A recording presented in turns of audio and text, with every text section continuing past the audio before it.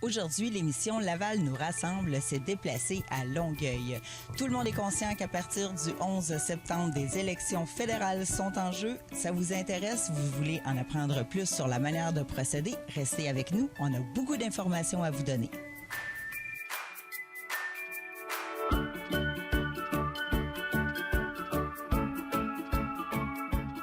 Qui de mieux placé que le conseiller régional des médias d'Élections Canada, M. Pierre Pilon, pour nous expliquer les principes de base d'Élections Canada. Alors, je vous présente un homme qu'on a eu la grande chance d'interviewer. Voici M. Pierre Pilon. Monsieur Pilon, depuis quand on a des élections fédérales au Canada? Eh, mon Dieu, sans être un spécialiste de toute l'histoire électorale au Canada, je peux dire, sans risquer de me tromper, que c'est presque depuis les débuts de la Confédération en 1867. Il semble qu'à l'époque, les quelques provinces qui faisaient partie du Canada original, si on veut, les élections fédérales étaient faites par province à ce moment-là. Et puis, par la suite, le processus s'est enclenché pour faire en sorte que ce soit le fédéral qui soit le maître d'œuvre pour l'ensemble des élections, un peu comme on les connaît aujourd'hui. Mais ça fait quand même pas mal longtemps, donc aussi longtemps que le Canada existe, en fait. Est-ce que la structure des élections a été faite par le gouvernement du Canada? Qui a décidé que c'était aux 4 ans, puis la structure électorale? Bien, c'est un peu la loi électorale qui, elle, est votée par le Parlement du Canada, donc avec l'assentiment, si on veut, des différents partis à la Chambre des communes qui décident en quelque sorte des règles qui doivent régir cette loi électorale. Comme par exemple, le 21 octobre prochain, on se trouve à être dans la 43e élection générale au Canada. Et puis, il y a eu un projet de loi qui a précédé ça, qui s'appelle le C-76, là, pour ceux qui sont experts dans les numéros. Et cette nouvelle loi-là venait modifier un peu la façon dont les élections doivent se produire. Et ce processus-là évolue au fil du temps, justement, pour faire les ajustements, pour faire en sorte, deux choses essentiellement, je pense, s'assurer que tous les Canadiens se sentent à l'aise de voter et que la structure favorise justement le vote et ne les décourage pas. Bien au contraire, on essaie de travailler fort chez Élections Canada pour faciliter ce processus-là, le rendre accessible, et c'est un peu le travail qu'on fait aussi, là. Quand on décide de se présenter aux élections fédérales, oui, quels sont les critères pour pouvoir avoir notre visage sur une pancarte affichée? Oui. Bien, écoutez, les critères ressemblent beaucoup aux critères dont on a besoin pour aller voter, en fait. Il faut avoir 18 ans, il faut être citoyen canadien, il faut être enregistré aussi. Et puis, les différentes étapes font en sorte que si moi, demain matin, je décide d'être candidat, première étape, c'est d'essayer de ramasser une centaine de signatures et même plus d'électeurs de ma circonscription qui consentiraient à ce que moi, je devienne un candidat. En parallèle à ça, bien sûr, je voudrais me présenter pour une bannière d'un des partis dans la course, j'imagine. Alors, on prend contact avec ce parti-là. Je me constitue une équipe aussi. Et finalement, on remplit une espèce de formulaire quand même assez complet qui est remis aux responsables chez Élections Canada, qui sont souvent les directeurs de scrutin, qui vont valider ou invalider soit la liste, par exemple, des personnes qui ont signé et les informations qui sont données par le candidat potentiel. Quand tout ça c'est fait, il y a comme le rubber stamper là, sur le certificat et la personne devient de facto un candidat ou une candidate dans la circonscription.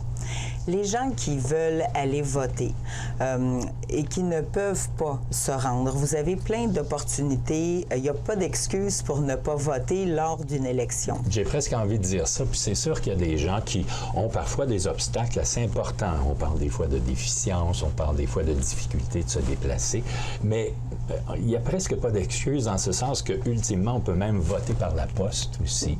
Si on s'organise suffisamment d'avance, on peut voter de façon, si on veut, dans n'importe quel des bureaux d'Élections Canada à travers le pays. Si on n'est pas dans notre circonscription au moment où on l'est, il y a quand même quelques 500 bureaux d'Élections Canada partout au pays, même s'il y a 338 circonscriptions en tant que tel. Il y a quelques 500 bureaux, donc c'est un peu des points de service, là où les gens peuvent s'adresser pour dire hey, « je serai peut-être pas là le jour du vote ». Et parlant de ça, il y a toujours le vote par anticipation qu'on appelle.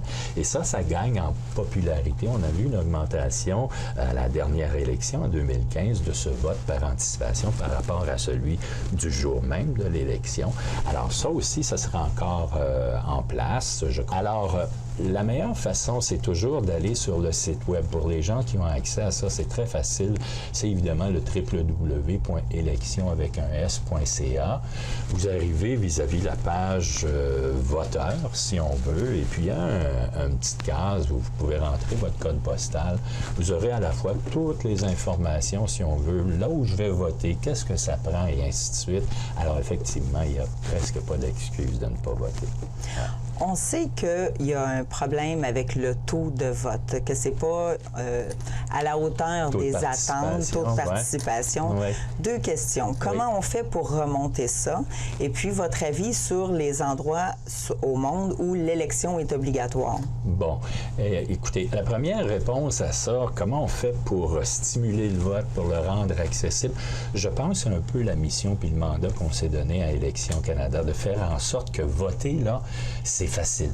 Et on venait de nommer il y a quelques minutes là, plusieurs des façons qu'on a de voter. Alors, je pense que c'est de donner l'occasion aux citoyens de ne pas avoir d'excuses de ne pas voter parce que c'est compliqué, par exemple. Alors, simplification du processus, accessibilité du geste d'aller voter.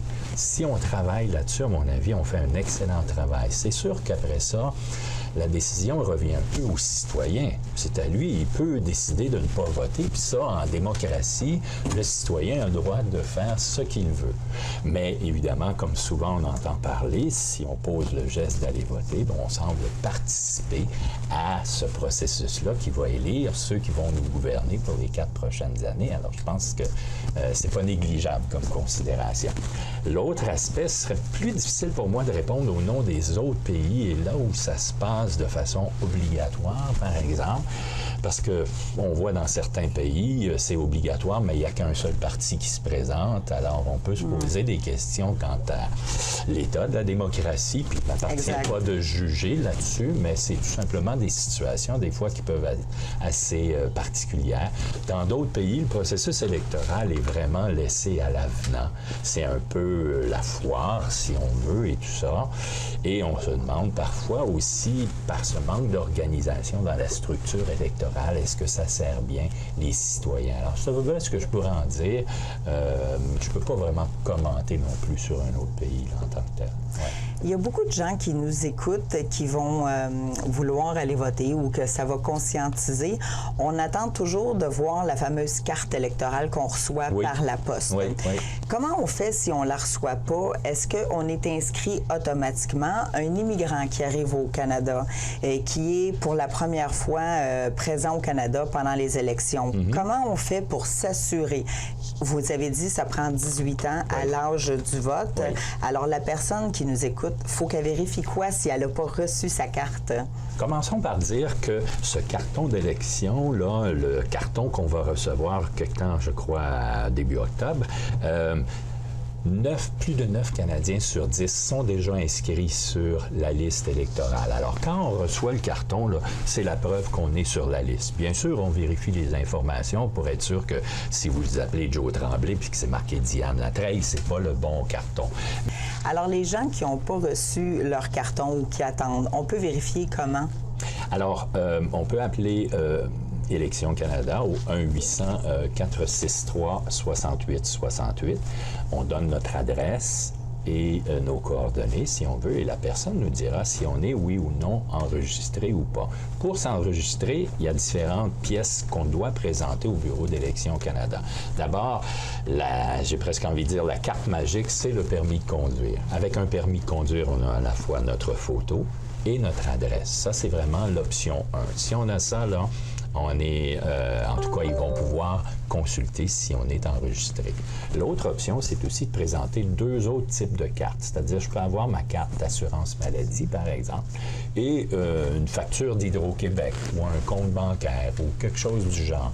En autant que l'un et l'autre nous permettent d'identifier la personne à la fois au niveau de l'adresse et de l'identité de la personne. Et même une troisième option, si une personne n'a rien de ça et est un petit peu perdue dans le processus, elle peut se faire accompagner de quelqu'un qui va, en quelque sorte, valider l'identité de la personne. Il faut que cette personne-là soit dans la même circonscription, cependant, et la personne qui, j'allais dire, valide l'identité de quelqu'un ne peut le faire que pour une seule personne. Mais on peut avoir un répondant, si on veut, qui vient dire « M. Pilon est bel et bien citoyen canadien » ou « Il habite bel et bien à telle et telle adresse ». Alors, des fois, ça peut simplifier les choses aussi. Élections Canada, c'est quand même une grosse machine avec beaucoup de gens, c'est beaucoup d'organisations. Oui.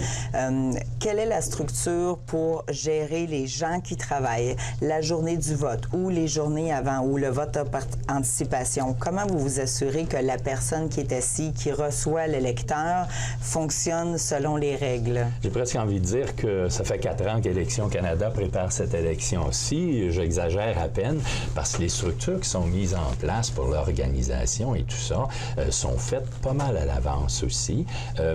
En ce moment, ce qu'on appelle les directeurs de scrutin, qui sont un peu les patrons de chacun des endroits où on va aller voter, recrutent aussi leur personnel et fonctionnent à partir d'un modèle de fonctionnement où on embauche des recruteurs, on embauche des agents d'information, on embauche des greffiers. C'est une machine qui est assez rodée quand même et qui fonctionne par des règles très strictes. Et chacun des directeurs de scrutin dans les 338 circonscriptions au Canada fait ça. Alors, c'est une grosse machine. C'est 300 000 employés qui s'activent justement pour mener au 21 octobre, qui est le jour du vote final. Mais avant ça, tous les processus d'enregistrement des citoyens, d'identification, de vote par anticipation. Alors, vous comprendrez que c'est une machine qui se doit d'être bien rodée, si on veut, au moins quelques mois à l'avance, avant le vote. Là, on a beaucoup parlé de avant les élections et pendant les élections. Oui. Quand la date est finie pour le vote, est-ce que c'est Élections Canada qui prend en charge les boîtes, les petits papiers et puis qui cumule pour avoir les résultats? Pour le calcul, oui, c'est exactement ça. Et puis, pardon, il y a des gens, je crois qu'il y a des représentants de chacun des partis, et puis il y a aussi des gens d'Élections Canada. Et c'est un processus qui est vraiment encadré, là aussi, avec des gens qui sont dûment assermentés, si on veut, pour assurer la légitimité du processus et le comptage des votes en tant que tel. Et ça se fait assez rapidement. Est-ce que le comptage se fait à la main? Parce que c'est quand même tous les petits papiers. On nous demande il y a vraiment une manière de noircir le vote qu'on prend, mais quand c'est dépouillé, il y a une manière de le plier. Oui. Comment se fait le compte? Bien, j'imagine qu'il y a une portion qui se fait manuellement. Les résultats sont sans doute entrés électroniquement aussi. On est quand même en 2019. Et puis, mais je pense que ça, c'est un processus qui se fait assez rapidement parce que même quand on écoute la soirée électorale, on a presque en temps réel ces résultats-là aussi. C'est donc dire que c'est une machine qui est très efficace pour compiler justement l'ensemble des votes pour toutes les circonscriptions au pays. Ouais. Quelqu'un qui nous écoute et qui serait intéressé de s'impliquer ou de travailler, quel est le processus? Bon, c'est assez simple. Encore une fois, je m'en remets un petit peu au site Web. Il y a un onglet qui est marqué « Emploi ». Et on n'a qu'à cliquer sur cet onglet-là et ça décrit les 4 ou 5 possibilités qu'on a. Ça s'adresse aux étudiants, ça s'adresse aux personnes. Il s'agit qu'on ait 16 ans ou plus, citoyens canadiens et ainsi de suite. Mais il y a différentes catégories d'emplois. On y indique même les salaires. Alors, ça peut être intéressant comme emploi temporaire, si on veut, durant la période électorale. Et on embauche quand même pas mal de gens durant cette période-là parce qu'il y a un grand besoin dans l'ensemble des circonscriptions. Puis ça part un peu de l'idée, je pense, que quand on va dans un bureau de vote, on aime savoir que c'est peut-être des gens qui soit nous connaissent ou qui sont du quartier ou qui sont du voisinage en quelque part. Alors nous, on participe à ça en embauchant des gens, évidemment, qu'on trigue un peu, là aussi. Il y a quand même un processus là, d'accueil, si on veut, et de questionnement là, sur les motifs et ainsi de suite. Il ne faut pas avoir d'affiliation politique connue, donc pas être quelqu'un qui se promène. C'est ça, un militant, là. Ça, c'est bien. Oui. Alors, on essaie d'expurger, justement, toute question de partisanerie politique de ce processus-là, parce que c'est ce qui fait que le processus au Canada est peut-être intégré et respecté en tant que tel aussi, là, par les citoyens. Une dernière question. Je suis consciente que vous n'êtes pas ici pour faire du partisanerie. Le but n'est pas ça. Que diriez-vous à l'électeur qui nous écoute, qui se dit qu'il ne veut pas aller voter parce que de toute façon, ça revient toujours au même, ça fonctionne pas. Puis l'électeur blasé dans son salon qui veut pas aller voter. Que lui diriez-vous pour le faire sortir de chez lui? Difficile à dire parce que je me prêterais à faire la morale à quelqu'un d'autre, puis c'est pas mon but. Mais c'est sûr que si on se met à regarder de façon objective dans un pays comme le Canada, si on apprécie par exemple ce qui se passe, si on veut que les choses changent, les partis politiques émettent des idées avec lesquelles on peut avoir des affinités ou pas, et ainsi de suite. Si on veut participer à ce processus qui va élire quand même un gouvernement qui va nous régir pendant les 4 prochaines années, ça peut être un incitatif suffisant, en tout cas, pour aller mettre sa croix. Puis on peut même aller jusqu'à exprimer sa dissension si on veut pas participer non plus. Le Canada, c'est un pays libre, c'est un pays démocratique, mais on ne force personne. C'est sûr qu'il y a un incitatif et un encouragement à le faire parce que le résultat est à notre avantage, j'imagine. Plus il y a de gens qui vont voter, plus le choix des élus est l'objet d'un plus grand consensus possible dans le pays. Alors, c'est à peu près ce que je pourrais en dire. Alors, M. Pilon, je vous remercie pour l'entrevue. J'imagine que les prochaines semaines, vous allez être drôlement occupé. Pas mal. Merci de votre rencontre. Ça m'a fait plaisir d'en apprendre un peu plus sur les élections. Julie, merci beaucoup de votre invitation. Avoir un droit, c'est un privilège qu'on peut exercer. Le 21 octobre, c'est un rendez-vous pour aller voter, mais n'oubliez pas, vous pouvez aller voter en n'importe quel moment d'ici là par vote par anticipation. Alors moi, je dis tout le temps, si vous voulez chialer contre ce qui se passe, si vous voulez chialer contre les gouvernements ou whatever, vous avez le droit à une seule condition, si vous êtes allé voter. Parce que voter, ça vous donne le droit de chialer.